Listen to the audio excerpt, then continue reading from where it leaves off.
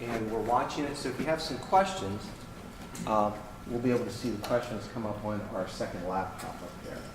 But if you go to loudounvision.net, sign as VSTE. It is the only class available for that user. And all of our resources are located in there. You're welcome to look around and browse as we talk about this. Okay. If you can't get to it, let us know, and we'll see if we can do something to help you out. Okay. So this is our keyboarding lab, Marnie's school. The keyboarding classes are, every single sixth grader goes through them. It's a semester course, first, second. So half the school has gone through the first installment of our Scratch experiments, if you will. So we just took, these kids from day one just jumped on it. Shannon Allen is the teacher up here who implemented it. The first week, Keith mostly was sitting in the classroom, helping her out, giving her some ideas. She had never touched Scratch before until the summer when we worked on the curriculum. She was a hero in all of this. Without Miss Allen, this wouldn't have happened. So definitely took some guts on her part to say, okay, let's see how it goes. How did this start? This started, one of our teachers at school has a son who is in the sixth grade, and she went to my principal and she said, Brian, my kid has a math IEP. He struggles with it, he doesn't enjoy it, but he took this Scratch camp this summer, and he enjoyed that. He excelled at it. He was actually using math in it, and he was starting to make the connections. Why can't we have this for my kid here? She went as a parent, not as an educator. She's like, my son needs this. But my child goes to my school. Keith's son or daughter goes to my school. Yeah, there are a bunch of them, so you know. It's kind of a unique situation. We all have sixth graders, so we all had a very vested interest in doing this. I had been teaching Scratch for the 2 years before in the summer camps, and I just jumped on it. I said, yeah, we can do this. So Roberta goes to Brian. The teacher mom asks a question to the principal. The principal comes to me. Brian says, Marnie, what is this Scratch thing? What are you talking about? Is this something we could teach to our kids? How can we get that delivered? And I said, oh, you know what? I know who's really good at Scratch is this guy over here, because he was my mentor, and he and I have known each other for 2 decades. And I said, Keith, I know you're passionate about teaching kids coding. Is we've got to start getting kids into this earlier and earlier. We can't wait until they're seniors in high school before they start turning on a computer and trying to figure out how it works. So I bring Keith in, and then the principal, we all get together. He calls in a couple other teachers who are computer savvy or not afraid to put computers into kids' hands. So we all started brainstorming. The first teacher, the mom, puts together a presentation for the principal to take it to the directors, and he sat there and he presented it to all of the directors. Well, all of the directors. He presented to the math director, I think, the FACS, Tech Ed director, obviously the instructional director. So all of that kind of came together. And they said yes. They said, okay. I'm sure they had their conversations, but it came back and they said, sure, here's money, make a curriculum. And if you've ever tried to do something in 4 months in a school system, you realize what a Herculean effort this really was, because from the time they said yes till to start of school, it literally was 4 months.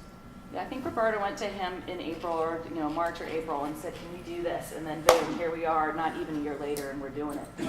But I think that shows you how much support there really is for this type of initiative.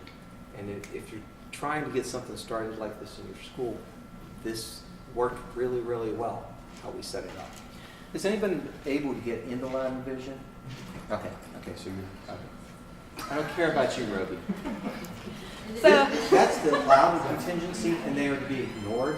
They're going to heckle us. Yes. So we pulled together a curriculum committee, and we said we got 5 people. So we had the teacher/mom. She's actually a 6th grade English teacher. We called her the 6th grade expert in how 6th grade brain works. I have a 6th grader. I have no idea how his brain works. I'm the TRT at the middle school. He's the Scratch expert. We had another educator. She's a 7th grade language arts teacher and accelerated literacy teacher. Also Microsoft certified expert. Does all that good stuff. And then our keyboarding teacher. Actually, back up here, probably one of those pictures I put up there was Brian going to Shannon saying, "Hey, how about teach coding. And so that's when she said yes, and that's really when all of this took off. And this is Shannon, and if you're going to do something like this, you need someone like this. Okay? And she was absolutely terrified. She really was. And I think you see this with adults a lot. Like, oh my gosh, I can't do this. Okay? But we put it together in such a way that she could. And we have a few videos of Shannon. So this is... Okay, so when you were first approached about doing the camps as a keyboarding teacher, what was your thought process going from what to, okay, I think I'll get into it? Well, I thought it would be a nice kind of transition into something fun for the kids, something that they'll really enjoy, and it'll be a good foundation for what they might want to get into later as far as coding or any kind of computer science. At the beginning, I had no idea. Yeah, I took a look at Scratch, and I thought, well, this looks like fun. Didn't really know what I was getting into, but I thought we'll all learn together. So.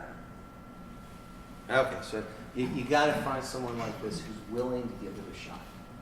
Okay? And she did not know any of this. And, well, eventually she did figure out a lot of it. It was important too to get her director on board because obviously they're concerned. Is she going to be able to reach or meet all of her competencies? Is she going to be able to cover her entire curriculum? Can we really take this many hours out of what it is that she does in one semester and put this in there? So we had to be very cognizant of making sure that that curriculum touched on the things that she needed to get to. So we set it up in using technology.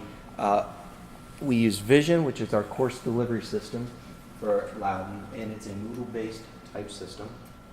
And then, of course, we use Scratch, and then we use Padlet. And if you've never looked at Padlet, okay, look at it. It's a fabulous way to share things very quickly amongst a bunch of kids. The Vision course, all the students have access to it in our school system. So that was pretty much easy to do. Once we created the course, we put all the kids in for Shannon, put them in by groups so that it became manageable. We went ahead and created Scratch accounts for every kid, but we used a naming protocol. So BRMS for Blue Ridge Middle School, and then we added a number that designated what block they were, and then a sequence number, like 0, 1, 0, 2, that sort of thing. So the kids had their own accounts. We knew who the kids were, but the kids' names weren't out there on their Scratch accounts. Okay? And we got Shannon to do that all. She created, I don't know, probably 250 accounts. Just sat there one day and created them. Okay? Now, there are some other avenues to do this. And I think Google actually has their own Scratch division at this point. I haven't seen it, but anybody used it through Google? Yeah, just heard about it just the other day. So. Okay, and then Padlet is, we set up Padlet pages for every group, and we'll look at those. But basically, it allows the kids to copy in the URL of their program, and the program just pops up right there. And then all the kids can go and explore each other's program. It also streamlines the process of the teacher evaluating the program. Now, they are 6th graders. So when I say programming, it's not programming at the 10th, 11th, and 12th grade level. Okay? So some of them are a little goofy, but goofy's okay sometimes. And I think what Shannon said is true. The kids had fun. They learned something. It really does go along sort of 21st century learning philosophies, and they just really, really enjoyed it.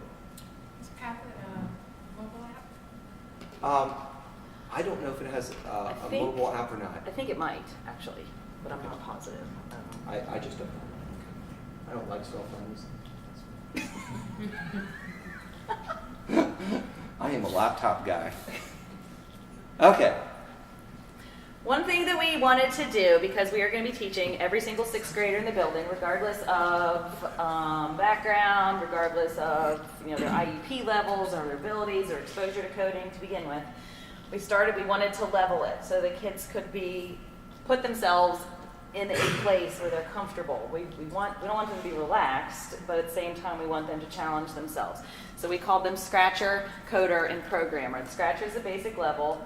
It's probably where I still am. I can't get that thing to go anywhere. But it allows the user to control at least one sprite using keyboard input. The control sprite should be used to navigate a maze, etc. And then each one takes this level and adds to it. And then this one is a little bit further step. And the kids, what we ended up finding, they start off in Scratcher and they're like, "But I already did all that.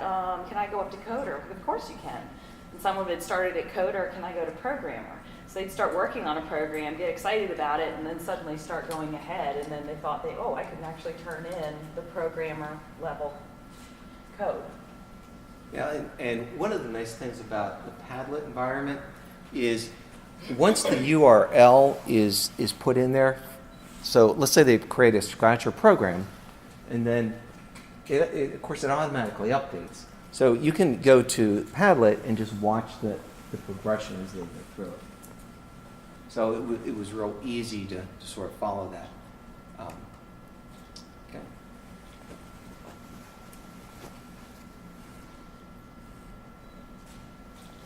Yeah, the leveling, I'm curious to see the Scratcher, Coder, Programmer, the word. Did you find that the kids chose the more difficult ones, or did they start with the littlest and then go up? I think the kids who felt confident that had worked in Scratch before were choosing the higher level ones, the Coder and then the Programmer.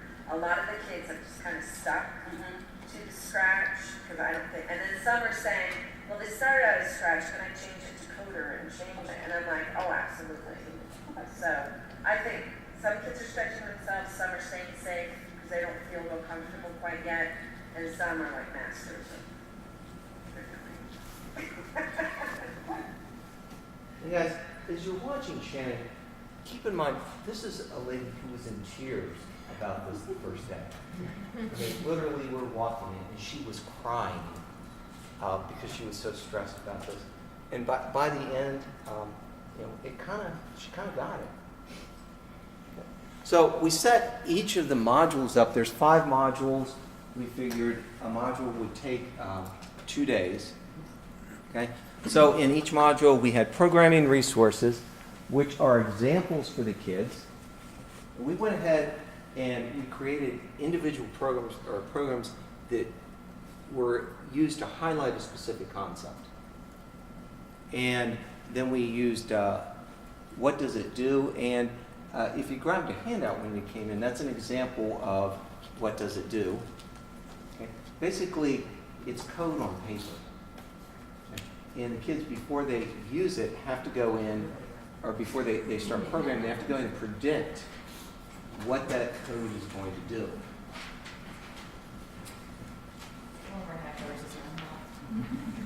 Thank you, Mr. Yes, ma'am. I must have missed it. So how long did you spend with the 6th graders in this program? I mean, This time we spent 20 hours total. 20 hours. 20 hours.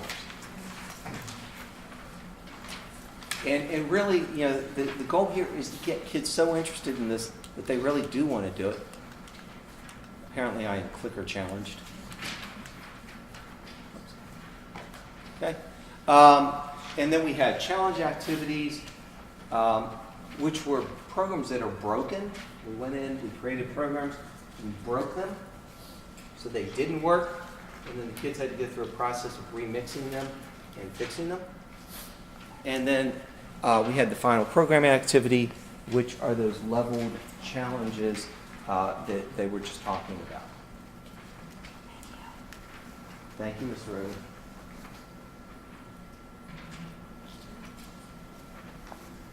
In terms of the design of what we put together, what do you think of that after 5 weeks? I think the curriculum in Vision is genius. I really do. I think it was well put together. The sources were wonderful. Taking it in little bits. I mean, the kids really, it became almost intuitive for them. It's not so much, oh gosh, I would look at it and think, this is Chinese, this is some language, I have no idea. The kids jump right in. And so it really flowed very well. Not too to me it did. And so they really enjoyed it. So I think that, you know, the prediction of the code with the what does it do, and then challenge activities, you know, letting them take a chance on it themselves, and then starting from a brand new program with the final program, it kind of just one step led into the other. Okay, so the question over here was how much did we pay her? We didn't pay her anything. We Okay. paid her with experience. But like I said, it was quite the process for the lady. She got curriculum work pay. Yes. Yes, So ma'am. was she involved in the curriculum writing, or did you guys make the curriculum for her? She was involved. She implemented it? She was involved some. It really was mostly like 4 people, and Shannon was there because she was so timid about it first. But she did a lot of the extra work that was required getting this whole thing running. On Shannon's behalf, though, she did not do anything in Vision. So she had to learn how to maneuver through Vision and navigate through Vision, as well as learning the Scratch, because she's got her program or her keyboarding, you know, all that software. She's like, I don't know what Vision is. So she was learning 2 things at once. And if this sounds like a cheerleading session for Shannon, she really was a trooper. I gotta say.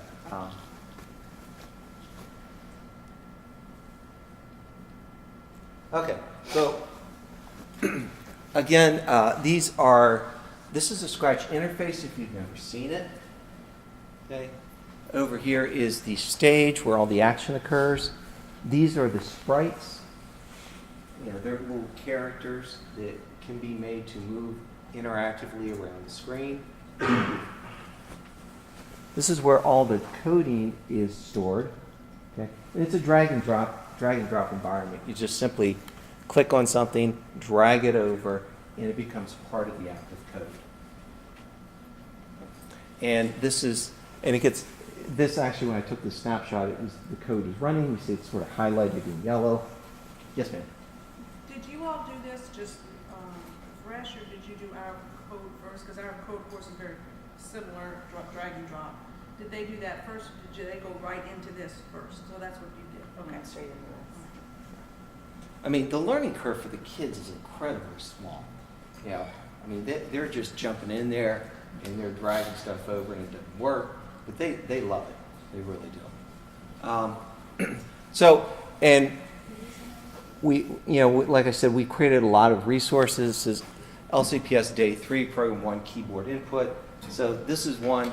And Scratch is cool in that it makes sense. I mean, you know, basically this little snippet of code right here, which I know you can't see too well, says if the key down arrow is pressed, then point in the direction of 180. So you tell them what direction for this thing to point. And it's very logical. It makes sense to the kids. It actually makes sense to adults if you try it. I remember the first time I tried it, I was like, oh my God. But, you know, once you get into it, it's a lot of fun. I mean, and that's what it is. It is fun. So we created a programming resources. Again, what does it do? We created, I think, classroom sets to hand out to the kids so that we could recycle them through the classes. And as part of this, in Loudoun Vision, they had a forum, and they went in, they had to write down in Vision what they thought it was going to do before they actually built the program and ran it. So these are some comments. Blue Ridge Middle School is we have an intensive writing curriculum. It's across the curricula. Everybody, no matter what you teach, has the kids write. You have to explain yourself. You have to put your thoughts on paper. You have to write. And so we wanted to make sure that this involved that as well. You know, and they're keyboarding, so they have to practice typing. So, you know, it even hit that. You have to ignore some of the typos. That's not what we're grading. So what does it do? You got your upper level, Bloom's taxonomy. The kids are analyzing things that they're not super familiar with, but like Keith said, they make sense. So they had to find where was the piece that was broken. How can they evaluated it? How do we fix this? Then they would try it out, and they sort of got hypothesized, and how is this working? And the kids seem to get it. Yeah, this is the part where they actually do the prediction. And you know, their ability to figure it out is you know, age appropriate. Mm-hmm. You know, some of the terms they use, but and then this is actually the challenge activity where something's broken and they have to fix it. This one, they were supposed to remix the program. So remixing is a process where they take the program that we give them, and then when they click on remix, it actually becomes their program. And it's a nice opportunity to talk to the kids about giving credit, plagiarism, that sort of thing, because really the idea is then when you remix it, you say, thank you, I got the program from Mr. Hicks or whoever, and then this is what I did to change it. So I think, does it work? Cross your fingers. It's technology, you never know. Okay, so this is Padlet, okay, and these are the remixed projects that the student did. They had several to choose from, and they could do any of them. Okay. So, like I said, Padlet is just a really nice environment for this sort of thing. And if you just click on one, it takes you right to the program that the child wrote.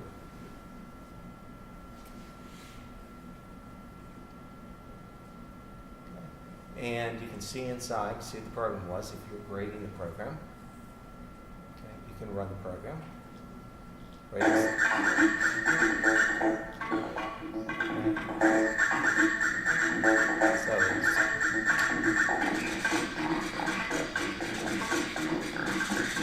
Okay, and then as you scroll through, you can go. You just go through to the next one. From a grading standpoint, they're all in one place. If you're grading it, I mean, they don't all have to be graded, but you want to look at them all when you're going through the class and having the kids show off Are and your talks about. exploratories graded in Loudoun County for sixth graders? Or is See, like Review each other's projects. right here. Yep, they're all looking at the Padlet. She's got it up on the Promethean board. I mean, like if they were at home, could they log in from home? Yes. They sure can. Does each kid have their own Padlet page, or is it a teacher Padlet page that I'm sure they're posting? These are the Padlet pages I created, and the teacher has the password to get in. She's moderating it, so somebody can't put something ridiculous up there. She can disapprove it or whatnot. But yeah, these So are. it's one page with student projects on it. Yes, there was, I think I created 80. 80 Padlets. And then I forgot the password to all of them, so I had to create them again. That She was did. awesome. She totally forgot the password. Live and learn. And you know, it's so cool when kids actually do what you hope they would. I mean, she gave instructions on what to do, and then she did give credit to the person who created the. Yes, ma'am. The remix concept, where the program's not working and they had to fix them? Or Yes. What is the challenge? That's the challenge. The program they got originally that we supplied to them doesn't work. Okay, They so could the, choose from several? there were ones that several did in not each work? module that they could pick from. Yes. And then they were able to remix, does that mean they were able to customize that program, they bring it into Scratch and then they can customize it? Yes. What does that remix function do? Okay, let me show you that. If I were to go to Scratch and look up programs, I could remix one of the activities and I'll link on the site. Sure. Yeah, you sure can. Now, I'm not logged in to Scratch, so I can't really remix it. Okay? But if you can see what it says. It says when you remix, you save a copy of this project. So and that's their you save- nomenclature's remix, we're just adding it to your account. If you Yes. go, then you can edit it. Yes, that's exactly right. Okay. Okay, but you had to fix it too. You know, it was broken. I made sure those things did not work. Sure.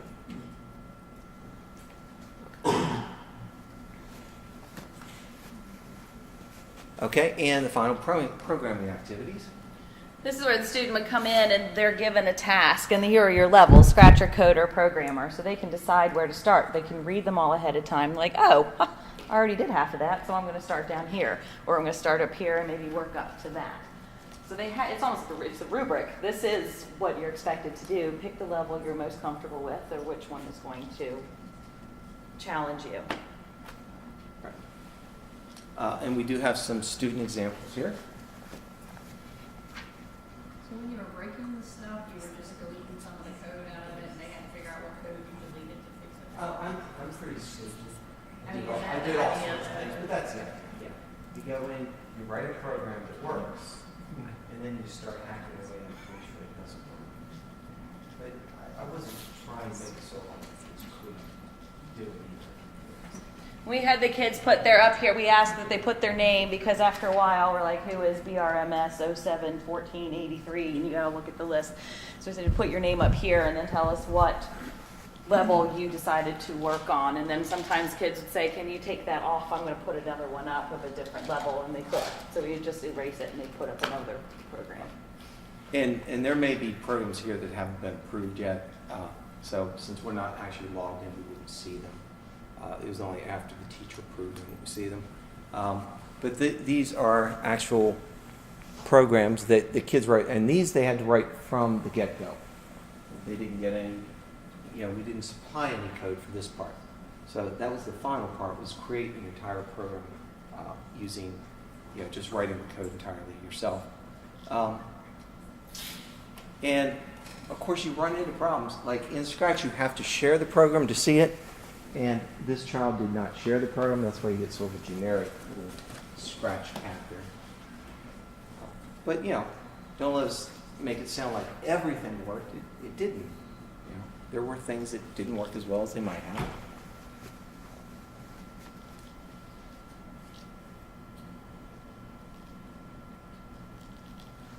Yes, ma'am. The final program, I see they can have create different levels, but They can. was their concept their own? Did you say design it any way you want? As far as the concept, what is the concept of the program? Design them Windows made? It depends on what module you were at, because I think the first couple modules, it's a little more concrete exactly what we want. By the time we got to the end, we were sort of giving general indications what the program had to fulfill. Like, it has to use keyboard interaction, the sprites have to interact in some way. We didn't say the sprites have to do this to this sprite or something. But the whole concept was theirs then. They created the concept. They could create it in any way they wanted. However it's. Yes. Now, in the Scratch environment, there are a lot of things they could look at. I mean, they can go on and look at other people's programs, too, to get ideas. I was wondering, as far as the levels, they self-leveled, right? And then was there the opportunity to earn the maximum points at each level, or did you have to get to programmer to get to the maximum points for a project, for grading? I don't know. We really weren't aiming for, like, if you're a Scratcher, you're at 70%, and that's what your grade is. Yeah, that's what I'm wondering, can you achieve success at every one of those levels? Yes. In the keyboard? Absolutely. Mm-hmm. Yeah, I don't think, especially with something brand new like this, it'd be very hard to make that, so this is the only way you can get 100. Right. It'd be. Oh, no, it didn't work like Yeah, that. we did not go there. I used to teach programming, and certainly in high school, that's how I would have done it. But this is a different sort of thing here.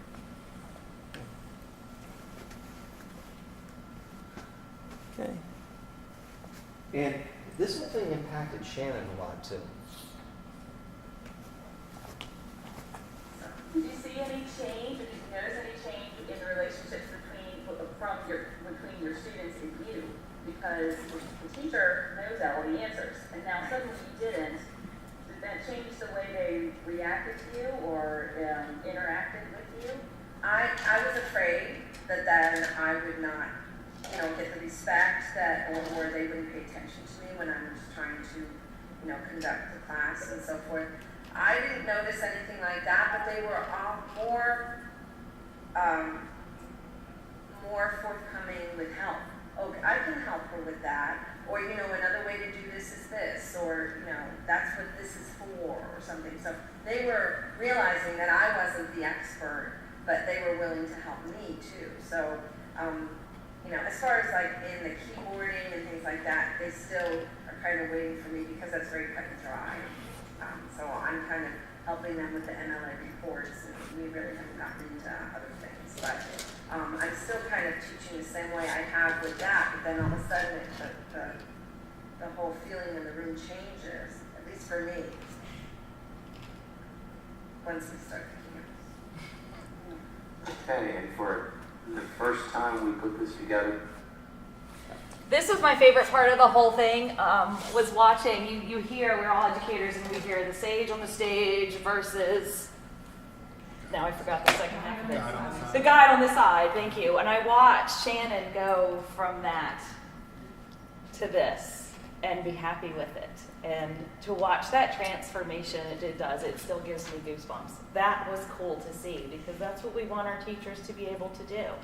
And we were able to start with one and talk her into it, browbeat her a little bit, but she did it, and she trusted us, and we watched that happen. And so I can't wait to see what she does second semester when she's got the confidence level that she didn't have to start. I mean, we're still in the middle of it. This is the first time we've done it, so I mean, there are things to fix, but her growth has been exponential, and it has been awesome to witness. So if I go to your site, I'm going to see your whole curriculum, or that's available or no? If you go into the Loudoun Vision site, you'll see all 5 modules, and you'll see how they build up to the bottom one. Like I said, we're a writing intensive school. The students are expected to participate in the forum within the Vision environment.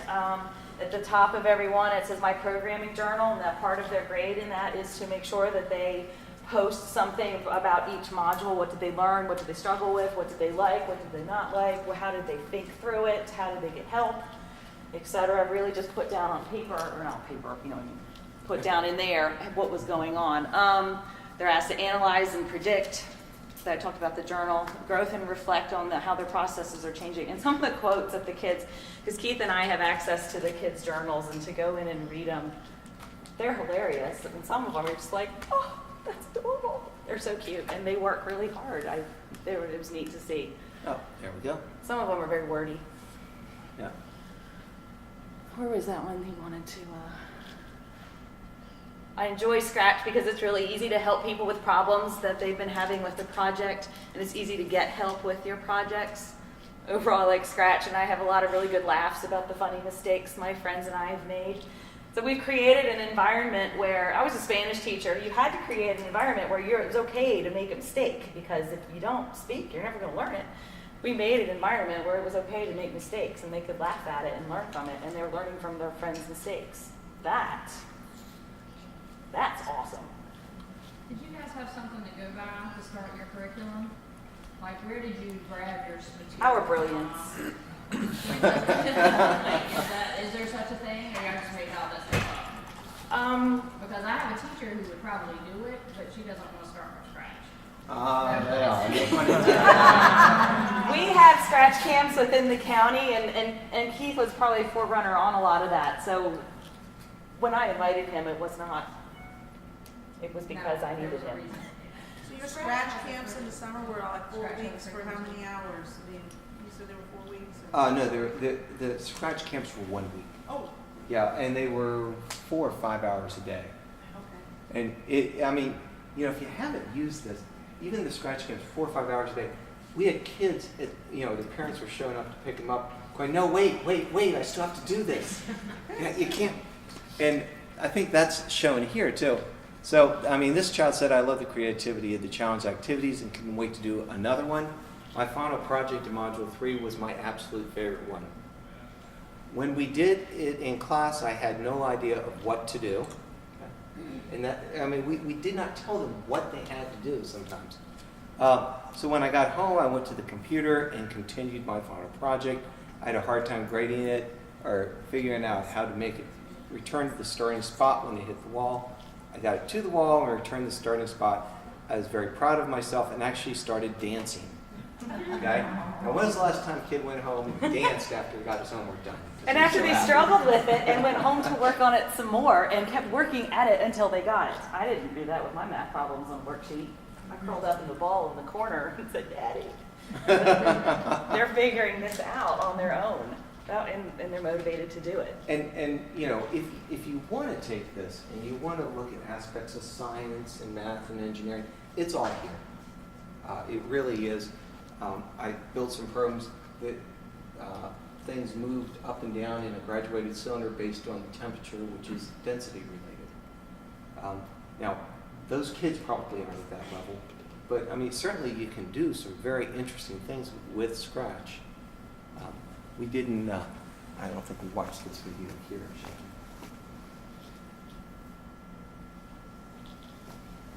Have you found that the kids like being able to help each other? Because I've been reading some of their journal entries, and it seems like they really like it. A lot of them mention it. It was cool to be able to help you guys. Yes, I really think they do, and students who might not have felt comfortable doing that are really finding their little niche. You know, I really think it's helped their confidence and their self-esteem. And there have been kids who didn't really know much about it at all, and now they've got to a point they play with it at home, and they got to the point where they're starting to help other kids, and they've never even done it before. So there's, you know, not everybody, you know, a lot of kids still need a lot of help, but it's just amazing to me how well it's just become natural to them, and they totally understand, and the code doesn't seem to be, or the scripts, you know, it makes sense, you know, show, hide, you know, you gotta do this, you gotta put it on the grid, you gotta figure out the numbers, and I think that they are doing really well with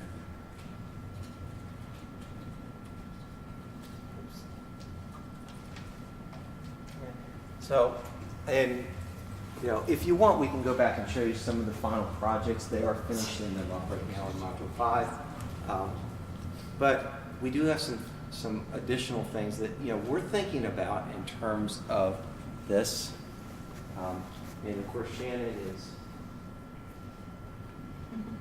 the person that, Are you looking forward to joining it again in the spring? what do you think? I am, because I know I will have more of a comfort feeling doing it. I was very nervous about it. In fact, each time I would start a new module, I'd start to feel some anxiety, like, oh my gosh, I look like an idiot, and the kids are, you know, but they would say, they'd ask me and I would take it, I'd say, okay, I'm not sure, but let's see, and I try to help them, and sometimes when I helped them, I was so excited, I was excited as they were. But then when I couldn't help them, I said, okay, let's look at other places within the vision curriculum or as another student. Isn't that a nice feeling? I mean, it really is.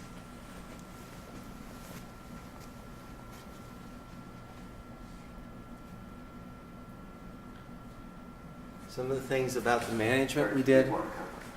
I thought it worked beautifully.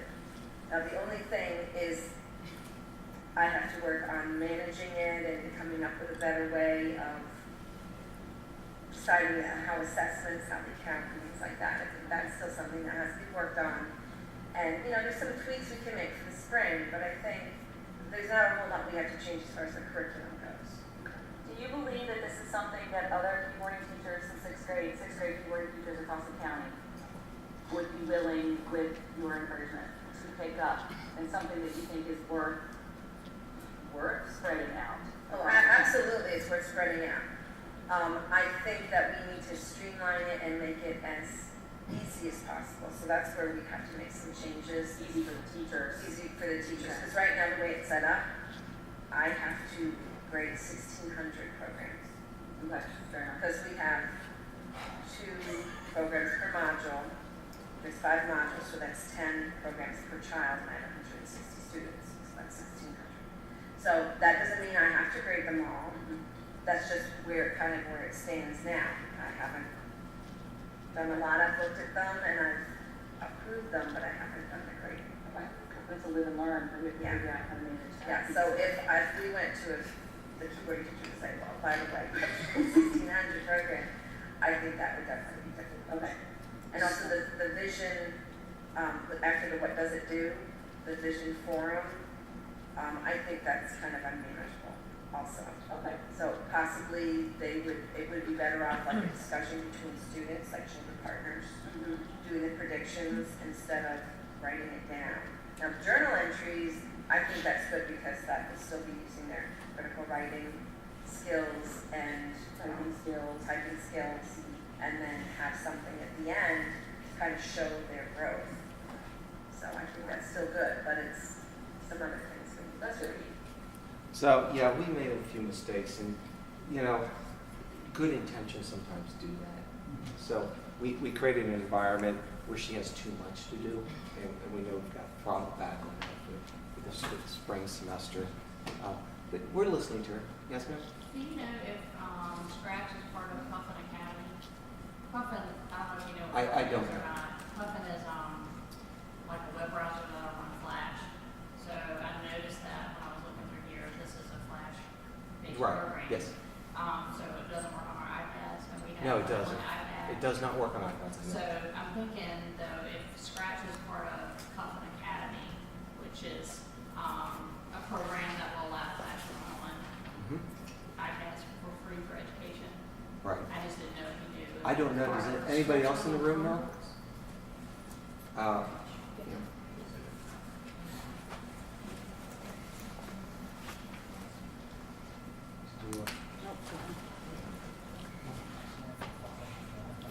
Well, I don't have. Okay, and our confession to Shannon, And just so you know, we lied to you.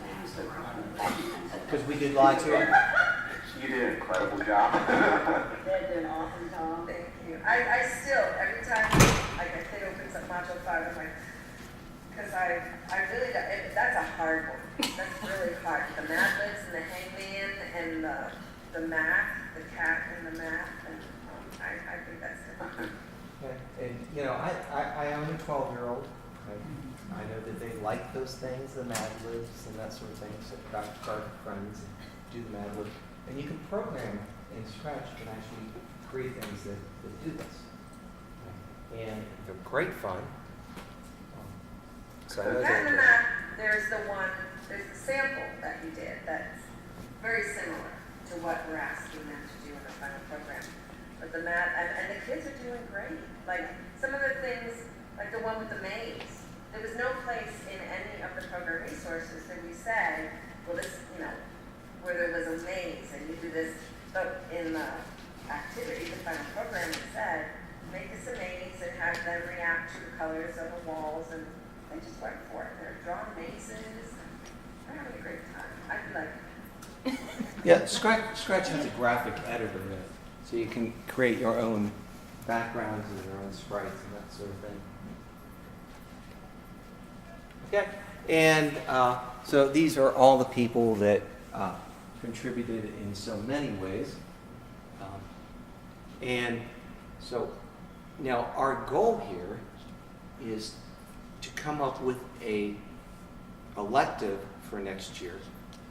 We would love to have a full year elective in 7th grade that, you know, finishes up or starts off with some Scratch, maybe at a higher level, just sort of to wake their brains up, because some of them might not have seen it since their first semester of their 6th grade year. And then maybe open it up to bootstrapping or Python, or, I mean, there's a gazillion of them out there. We have to look it through them. Keith's got more of an idea. I do. We're looking at Alice. If any of you guys have ever seen Alice? Yeah, I've seen Alice, I Yeah. did. And actually, I was thrilled because somehow Alice showed up on our approved list for our IT department. So we could get Alice. Right? Which, Alice 2.1, the easiest one is 2.1, I think. It's Yeah. free too. it is for It takes a while to download. Free was good. Yeah. I mean, this itself cost what they paid us to write the curriculum, because Scratch was free. We already had the vision. Padlet's free. So that probably went a long way in our requests. But and if you walk out of here and you decide you don't want to try Scratch, at least go look at Padlet. Okay? Because it really is a very cool environment, and you can use it for a whole lot of things. You can create passwords on the walls, so only people with passwords can get in there and edit it. Yes, sir. I was just gonna say, for those on for the iOS version, there's something called Snap that was developed from scratch that There does is. run. it's HTML5 based, so it doesn't need Flash. And it does run on iOS. And I had not tried that, but I'm It's a aware little of bit that. different. It is a little different. I think it's a little more advanced. Yeah. But that also allows you to integrate a lot of other stuff. So it's a very nice resource. Marnie? I was like, shout out to my principal who, I don't know about your principals, but I walk into his office or someone walks in his office and he says, hey, I have an idea. He listens. That was pretty cool because he could have just said, have you seen the budget? Shannon Allen, obviously the teacher. Laura Ron was she's not a math teacher. Well, that's what it said in her. He just wanted to see if I was email. paying attention. It says that on the curriculum guide? Oh, dear God. No. Language arts. Barb Nichols is our director of middle school education. Shirley Baz started a career of technical and adult education. She's the one really she had to say yes before we could implement it into her classes across the entire county. So she said yes, she's all about it. She brought up taking this to the state to get it in the program of studies. So, and then our good friend and mentor and all around awesome person, Barb Gruber. We couldn't have done it, and there are other people. We ran out of space, but it's been a pretty cool journey to be a part of. It has been, yeah. It's been a great experience. So anyway, think about offering your kids something like this. They will eat it up. Thank you.